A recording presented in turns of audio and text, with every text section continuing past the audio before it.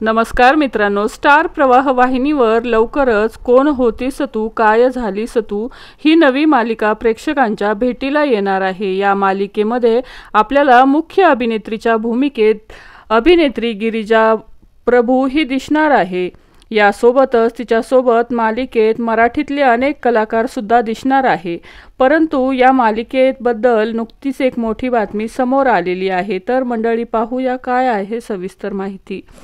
तर मंडळी, कोण होतीस तू काय झालीस तू या नव्या मालिकेचा नुकताच स्टार प्रवाह वाहिनीने एक प्रोमो शेअर केलेला आहे। या प्रोमोमध्ये आपल्याला मराठीतले अनेक कलाकार दिसत आहेत, परंतु आता हेच प्रेक्षकांना मात्र आवडलेले नाहीये।